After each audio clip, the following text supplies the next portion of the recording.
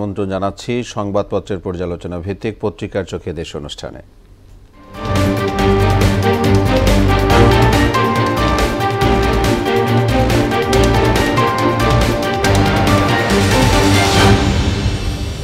অনুষ্ঠানে আজকের অতিথি মোহনা টেলিভিশনের যুগ্ম বার্তা সম্পাদক নাসির উদ্দিন।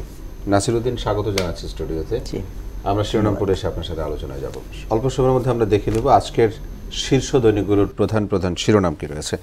প্রথম আলো শিরোনাম পড়ছি, তারা শিরোনাম করেছে ছাত্রদল ও বৈষম্য বিরোধী ছাত্রদের সংঘর্ষে আহত শতাধিক, কুয়েটে উত্তেজনা, পানির হিস্যা পেতে জাতিসংঘে জোরালো দাবি জানাতে হবে, তিস্তা নিয়ে তারেক রহমান।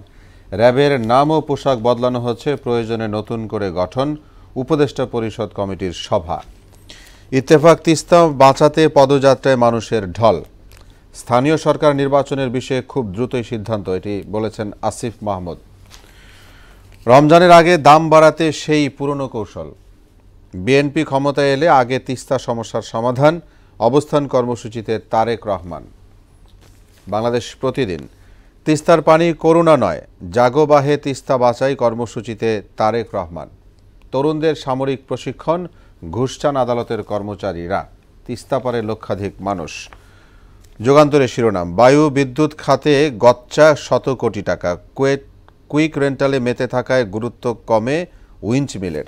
পুরনো পথে হেঁটেছে দুদক, প্রেষণে আসা ফ্যাসিস্ট সরকারের অর্ধশত কর্মকর্তা বহাল।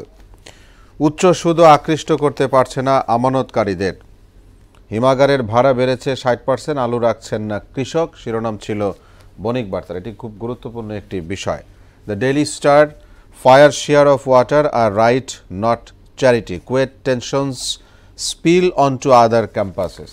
যে শিরোনাম দেখে নিলাম, আমরা আলোচনায় যাব। জনাব নাসির উদ্দিন, আমরা শিরোনাম পড়ছিলাম, দুই একটি বিষয় থেকে আলোচিত বিষয়, যেমন আপনি জানেন যে কুয়েটে উত্তেজনা চলছে এবং আজকে বেলা 1টার মধ্যে যদি দাবি মেনে নেওয়া হয় তাহলে তারা আরও কঠোর আন্দোলনে যাবে এবং সেখানে একটা কি বলা যায় যে ভিন্ন রকম একটি পরিস্থিতি তৈরি হয়েছে, যেখানে জনমনে একটা আতঙ্ক তৈরি হয়েছে। এই বিষয়টা নিয়ে আপনার সাথে প্রথমে একটু আসতে চাই। এখানে দাবিগুলো কি এবং কেন মানা হচ্ছে না, বা সেটি ছাত্র রাজনীতির বিষয়গুলো কি? হ্যাঁ, দাবি দেখছিলাম ভিসির পদত্যাগ এবং ছাত্র রাজনীতি ক্যাম্পাসে স্থায়ীভাবে নিষিদ্ধ করার সহ তাদের উপরে যে হামলা হয়েছে, শিক্ষার্থীরা একটা ব্রিফিং করেছে, তাদের উপরে হামলা হয়েছে, সেই হামলার বিচার নিশ্চিত করা সহ এই 2-3টা দাবি, 5 দফা দাবি তারা বলেছে, তা আমি 2-3টা বললাম। এই দাবিতে তারা আলটিমেটাম দিয়েছে, একটার ভিতরে পূরণ করতে হবে এবং ক্লাস এবং পরীক্ষা তারা অলরেডি বন্ধ রাখা হয়েছে সেখানে। আমি বলতে চাই, এগুলো তো হয়তো জানা, বুঝতে পারছি আমরা। ছাত্র রাজনীতির বিষয়ে একটু বলতে চাই। সেটা হচ্ছে, দেখুন, এই ধরনের ছাত্র রাজনীতি এখন কিন্তু প্রত্যেকটি ক্যাম্পাসে আমরা দেখছি। প্রত্যেকটি ক্যাম্পাসে ছাত্র রাজনীতি নিয়ে এক ধরনের উত্তপ্ত অবস্থা মাঝে মাঝেই হওয়ার হামেশাই আমরা এই ঘটনাগুলো দেখছি।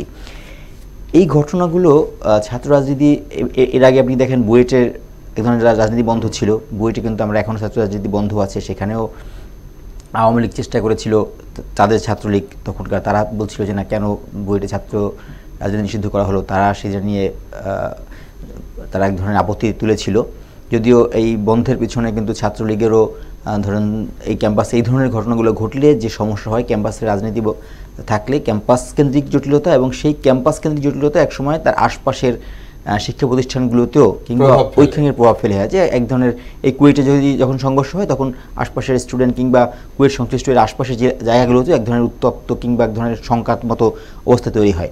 এই জন্যই ছাত্র রাজনীতি আমরা কি এইভাবে দেখতে চাই কিনা, আসলে ছাত্র রাজনীতি কেন এরকম হবে? ছাত্র রাজনীতি যে উদ্দেশ্য, ছাত্র রাজনীতি আমরা যদি সেই যুদ্ধের প্রেক্ষাপট চিন্তা করেন কিংবা 52-র প্রেক্ষাপট চিন্তা করেন, তখন ছাত্র রাজনীতির প্রেক্ষাপটটা কেমন ছিল, তখন ছাত্র রাজনীতি কেন করা হতো? ছাত্র রাজনীতি করার মূল উদ্দেশ্যই তো হওয়া উচিত ছিল যে শিক্ষার মান উন্নয়ন, ক্যাম্পাস কেন্দ্রিক মান, হ্যাঁ, জীবন মানে দাবিগুলো সুন্দরভাবে উঠে আসা। সেই দাবিগুলো কি উঠে না আসে যদি এই ধরনের উত্তপ্ত অবস্থা হয়, সংঘর্ষ হয়, মারামারি হয়, যদি আতঙ্ক তৈরি হয় অন্য ক্যাম্পাসের জন্য, পুরো সমাজের জন্য, সেই ধরনের ছাত্র রাজনীতি কেন আমরা টলারেট করছি, কেন আমরা সেটা ক্যাম্পাসের ভিতরের রাজনীতি, ছাত্র রাজনীতি সেটি চলে এসেছে একেবারে বাহিরে, এবং যেগুলো এবং মানে দেশের যারা মানে জাতীয় রাজনীতি যে মানে দলগুলো, সেই দলগুলোর সাথে একাট্টা হয়ে সেটি ভিন্ন দিকে চলে যাচ্ছে। এবং দেখেন ওই কুয়েটের ঘটনা কিন্তু ঢাকা বিশ্ববিদ্যালয়ে কালকে রাত থেকেই প্রভাব শুরু হয়ে গেছে। আমরা চাই যে সেই আপনি যেটি বলছিলেন যে পুরনো আমলের যে মানে ছাত্র রাজনীতির যে উদ্দেশ্য ছিল সেখানে ফিরে আসুক, যে আমরা ন্যায্য পানির হিস্যার দাবিতে তিস্তা পাড়ে আপনি জানেন লাখো মানুষের সমাগম, 48 ঘন্টার একটা গেল, সেখানে আমি জনাব তারেক রহমান বলেছেন যে বিএনপি ক্ষমতা এলে আগে তিস্তা সমস্যার সমাধান করা হবে।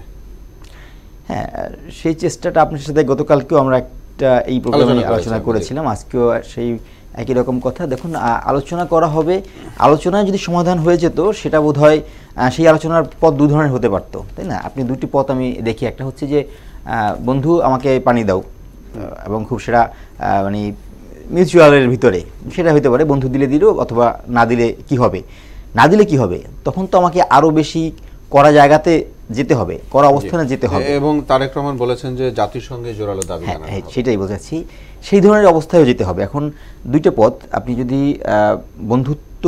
বন্ধুত্বের দৃষ্টিকোণ থেকে দেখেন, যদি সেভাবে সমাধান হয়ে যায়, তারা যদি দিয়ে দেয় সেটা খুব ভালো, সেটা ভালো। অন্য কারণেও আছে, ধরুন আপনি জাতিসংঘে গেলেন বা বহির্বিশ্বে গিয়ে চাপ তৈরি করলেন, তখন কিন্তু ওই যে বন্ধুত্বপূর্ণ অবস্থানটাকে থেকে তখন বেরিয়ে যেতে হবে, অন্য জায়গায় যদি আবেদন করা হয়, দাবি জানানো হয়, তখন আর বন্ধুত্বটা থাকবে না। তো সেই জন্য আমাকে প্রথম এটা হলো যে আমরা আমাদের অবস্থানটা কি হবে সেটা আগে একটু পরিষ্কার থাকা উচিত। তবে এখনো পর্যন্ত প্রতিবেশীর সঙ্গে বন্ধুত্বপূর্ণ আচরণ করেই যদি এই ধরনের ন্যায্য দাবি, যেটা আমাদের দাবি, সেটা যদি আদায় করা যায় সেটাই ভালো। যদি সেটা সম্ভব না হয়, প্রত্যাশা করি অন্য জায়গায় চিন্তা করতে হবে, একটি আলোচনার মাধ্যমে এই সমস্যার সমাধান হোক। আপনি জানেন যে রমজান আসন্ন, আর মাত্র কয়েকদিন আছে, আজকে আমরা ফেব্রুয়ারি 18 তারিখ।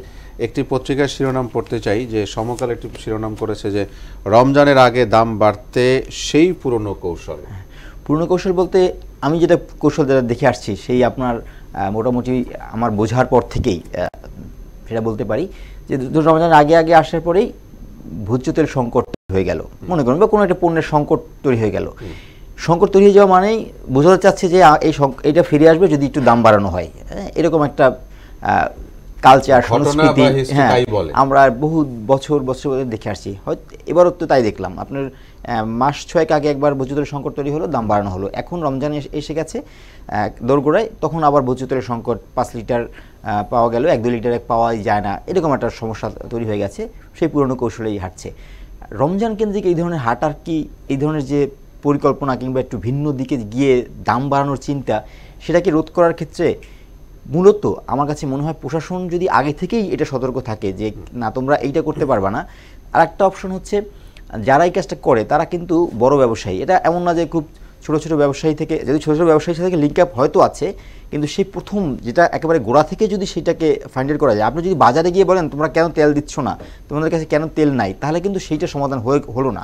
এটার গোড়া কোথায়, সেই গোড়াতে গিয়ে আগে থেকেই অ্যালার্ট করে দেওয়া যে এই ঘটনা যেন এবার রমজানে ঘটতে না পারে, এটি রাষ্ট্র করবে, সরকারে করবে। হ্যাঁ, সরকার করতে হবে। আচ্ছা, তারা কি, আমার একই প্রশ্নটা আসে, তারা কি, আপনি বুঝতেছেন, আমি বুঝতেছি, উনি বুঝতেছে, সে বুঝতেছে, দেশের রহিম করিম সবাই বুঝতেছে, হ্যাঁ, তারা কেন বুঝে না, বুঝতে চায় না? কোনো ঝামেলা থাকে এসব জায়গায়?